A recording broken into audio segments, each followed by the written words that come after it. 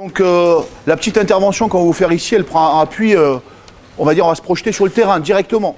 Donc il va y avoir beaucoup de vidéos, etc.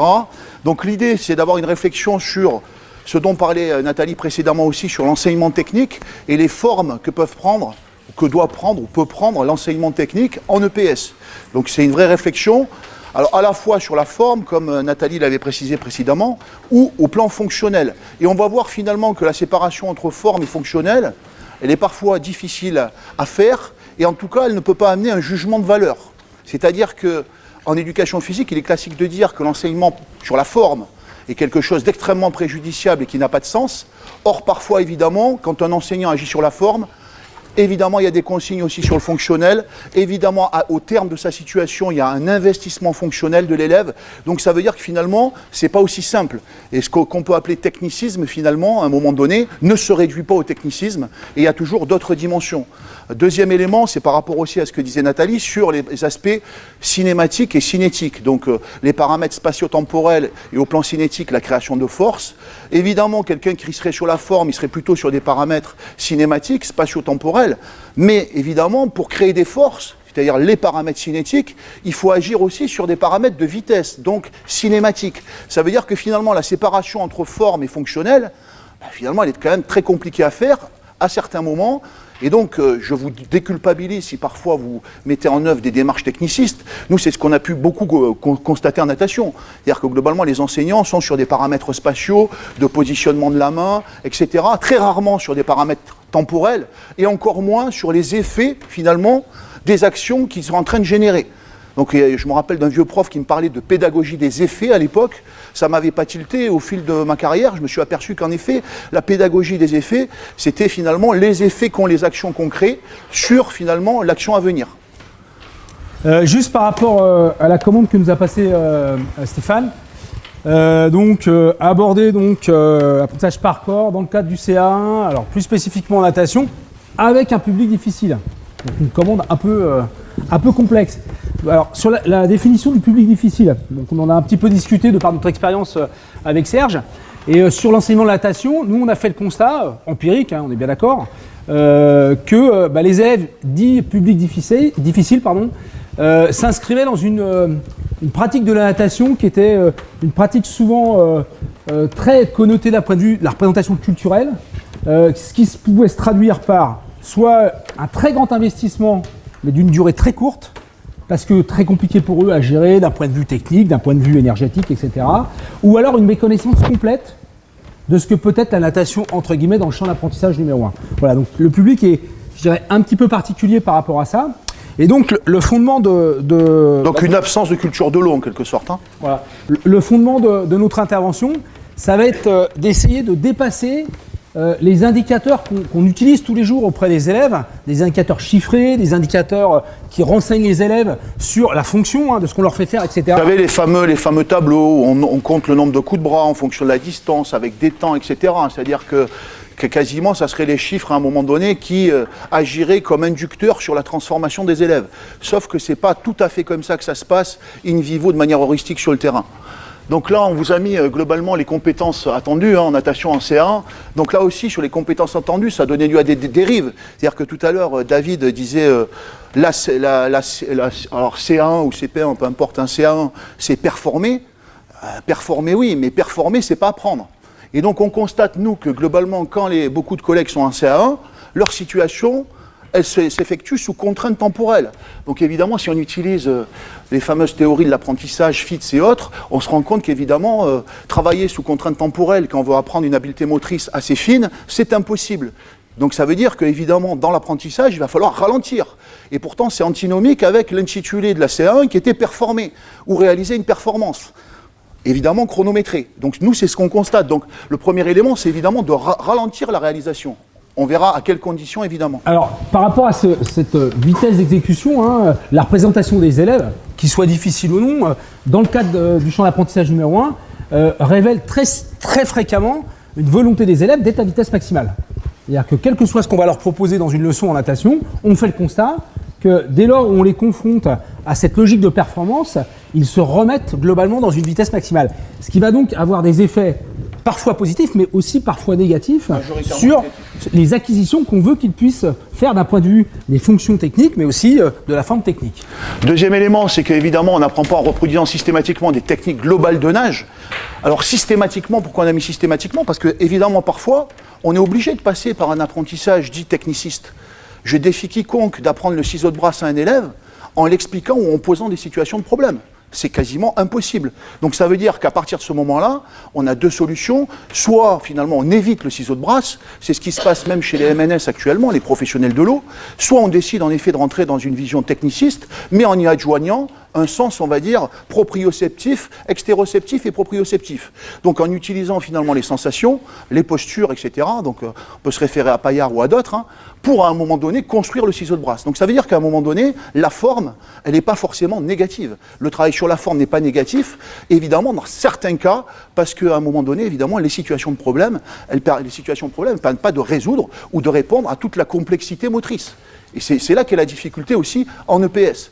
Et donc, je veux aussi déculpabiliser des collègues ou des étudiants qui viennent me voir souvent en disant « Ouais, mais ça, c'est technique, voilà ce que j'ai fait. » Alors, évidemment, si on est dans une reproduction relativement abstraite, complètement décontextualisée, ça peut poser un problème. Mais si on y adjoint derrière à la fois des retours d'informations sur sa réalisation, des ressources extéroceptifs ou proprioceptifs, à ce moment-là, évidemment, la nature de l'apprentissage change un peu de forme. Donc là, on est bien, enfin nous, on va essayer de s'inscrire dans ça. Alors, on ne fait pas que ça, mais on a essayé de mettre le point sur Voilà, on va essayer de faire vivre à nos élèves, au-delà des indicateurs objectifs, des contenus qu'on peut leur donner, etc., essayer de leur faire vivre une sorte d'expérience sensorielle sur ce qu'ils vont ressentir quand ils vont faire. Voilà. Et donc l'idée, c'est de trouver des moyens qui vont leur permettre justement de développer cette logique d'un passage de l'extéroception à la proprioception, qui généralement est très complexe dans ce milieu-là. Pour des élèves qui, déjà sur Terre, peuvent avoir des difficultés, mais alors quand ils sont à l'horizontale, dans un milieu plus ou moins stabilisé pour eux, ça reste compliqué. Ensuite, dernier point, évidemment, on ne fait pas abstraction des principes d'efficacité. Hein. Les principes d'efficacité, c'est finalement les incontournables qui permettent de se déplacer dans le milieu aquatique. Donc, quels que soient finalement les moyens qu'on va utiliser pour apprendre, pour faire apprendre à nos élèves ou pour enseigner, évidemment, ces principes d'efficacité sont incontournables. On va le voir par la suite. Donc, on a pris une référence qui était Sylvia Fort, qui a fait des travaux notamment sur la danse, sur la musique et autres. Alors, on passera rapidement sur là-dessus. Elle parlait à un moment donné d'une démarche qui s'appuie sur une prise de conscience sensitive des gestes appris. Donc, c'est ça, la prise de conscience sensitive des gestes appris. On s'est posé la question si nous, en natation, dans notre pratique, finalement, on l'utilisait. Et en effet, on l'utilise, nous, relativement régulièrement. C'est-à-dire qu'on utilise à la fois les informations extéroceptives et parfois aussi proprioceptives, pour pouvoir questionner les élèves, avoir des retours sur ce qu'ils ressentent, comment ils ont vécu l'appui, à quelle vitesse, etc. Donc évidemment, cette démarche-là, elle permet à un moment donné de dépasser uniquement la reproduction de forme, puisque l'élève, on va dire, il va se focaliser, il va focaliser son attention. Donc ça demande évidemment de la concentration. Et pour des élèves qui sont en public difficile, ce travail-là qui les oblige à faire un retour sur eux-mêmes, en étant capable finalement de verbaliser à un moment donné les retours d'informations qui vont être donnés par l'eau, par leur interaction entre eux et l'eau, évidemment, c'est quelque chose qui est relativement fructueux. Alors, par rapport à ça, trois conditions qui apparaissent. Un effort de concentration de la part des élèves. Il faut qu'ils soient à l'écoute, de ce qu'ils sont en train de vivre à l'instant. Il faut qu'ils soient relativement autonomes, donc il faut construire cette forme d'autonomie. Il faut accepter, comme ça a été évoqué tout à l'heure, de ne pas forcément donner les clés aux élèves, mais de les laisser ressentir, vivre, s'exprimer. Et surtout, dans une logique, et ça a été aussi évoqué ce matin par les différents intervenants, une logique de plaisir pour ces élèves. C'est-à-dire qu'à un moment donné, faire une coulée ventrale, pour reprendre l'exemple de Nathalie, au-delà de ça, quelle est la sensation que peut avoir un exécutant sur le plaisir de ressentir le fait de glisser dans l'eau, avec les facteurs de vitesse, etc. etc. Donc l'idée, c'est vraiment d'optimiser, de faire en sorte que les élèves puissent être à même de ressentir tout cela. Alors, donc l'idée, c'est d'utiliser l'extéroception et les systèmes proprioceptifs pour faire émerger des acquisitions. Alors évidemment, l'eau, elle est intéressante pour ça, c'est-à-dire que la densité de l'eau fait que finalement, le retour d'information peut être amélioré, voire amplifié. C'est-à-dire qu'on a essayé de réfléchir à des moyens didactiques ou pédagogiques pour amplifier les sensations. Donc il est possible dans l'eau. Alors évidemment, quand on se déplace à petite vitesse, le fait que la densité de l'eau soit relativement élevée, ça va donner des informations, mais relativement faibles sur la position du corps. Quelqu'un qui ne sait pas réaliser une coulée, qui fait une toute petite poussée contre le mur, la résultante finalement de sa poussée sur le corps, il va l'apercevoir de manière extrêmement faible. Donc l'utilisation de ces perceptions-là, elles ne vont pas être très judicieuses pour nous, et pour l'élève non plus, parce qu'il ne va pas être capable finalement de nous donner un retour d'information. Par contre, évidemment, si on utilise des formes de survitesse pour amplifier les résistances à l'avancement, si on utilise de la survitesse, à ce moment-là, évidemment, tous les récepteurs sur la peau, etc., vont être immédiatement mobilisés et l'élève va pouvoir percevoir de manière amplifiée les sensations, finalement, d'une glissée ventrale. Donc, juste avant de vous montrer les exemples, l'idée, ça a été évoqué tout à l'heure, hein, c'est de faire vivre à l'élève, à travers cet artifice, une tranche de vie de nageur à vitesse élevée que peut-être il ne reverra jamais autrement que par cet artifice. Et surtout qui va lui permettre de se transformer. Donc là, c'est un exemple de situation. Après, il y a des vidéos. Donc c'est un exemple, par exemple, pour, au départ, avec des élèves, sur la position. Donc comment augmenter la vitesse artificiellement avec des élèves. Donc par exemple, une des solutions qu'on a trouvées, c'est de tirer l'élève au bord du bassin. Et on va augmenter, en fonction de la vitesse de déplacement de celui qui tracte, on va pouvoir augmenter, finalement, au fur et à mesure la vitesse. Et il va pouvoir nous renseigner, lui, sur la position de la tête, sur la position des bras, etc. Donc on voit cet élève qui est en mouvement, ensuite qui se stabilise, et on voit qu'ici sa position, elle n'est pas, si on prend une position académique, évidemment, elle n'a pas les bras tendus. Donc le questionnement, c'est finalement en augmentant la vitesse, est-ce que tu sens des résistances sur les bras? Est-ce que tu sens des résistances sur les mains? Est-ce que le fait que ta tête soit levée, est-ce que tu perçois quelque chose? Donc ça veut dire que là, étant donné qu'elle est tractée sur 25 mètres, elle va avoir un retour d'information finalement, immédiat, et elle va pouvoir petit à petit s'initier. Et donc là, ça demande évidemment pour nos élèves en public difficile beaucoup de concentration, être centré sur les sensations qu'ils perçoivent et être capable à un moment donné de nous les donner. Et évidemment, c'est possible. Nous, en travaillant sur le savoir nager, par exemple, vous avez des élèves qui nous disent « Ah monsieur, c'est difficile de descendre au fond de l'eau quand on a gonflé nos poumons. On a du mal à descendre, on a remonté vers la surface, etc. » Donc ça veut dire que, évidemment, ces sensations-là, les élèves sont capables de les verbaliser. La condition, c'est que l'enseignant, il ait cette démarche à un moment donné de sollicitation autour des sensations qui sont produites par l'action. Autre exemple, sur un autre dispositif. Alors, c'est une vidéo, donc c'est des élastiques de survitesse qu'on trouve sur le haut niveau, mais qu'on a utilisé nous au plan pédagogique, qu'on peut utiliser en piscine. Donc on va voir cet élève qui va mettre ses lunettes, qui va se mettre en position de glisser et qui va partir.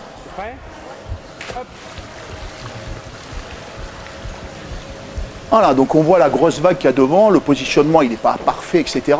Mais l'idée finalement, au-delà de la justesse du mouvement, c'est finalement d'avoir un rendu sur la perception qu'il est capable de voir par rapport à ça. Et donc au fur et à mesure des passages, il va y avoir un affinement moteur qui va se faire, soit volontaire, soit parfois qui est guidé par l'enseignant, pour lui permettre de discriminer finalement les sensations qu'il observe pendant la réalisation du mouvement. Donc on est bien à la fois sur la forme, on est bien d'accord, mais aussi la fonction. On est sur les deux. Finalement, les deux s'emboîtent un petit peu parce qu'à un moment donné, un gamin qui resterait comme ça, qui aurait du mal à faire émerger, évidemment qu'on a des contraintes horaires, il faudra en parler. C'est-à-dire que cette démarche, évidemment, sa limite, c'est que ça prend du temps. Donc forcément, on ne va pas reproduire ça pendant 10 heures ou 12 heures à tous les cours.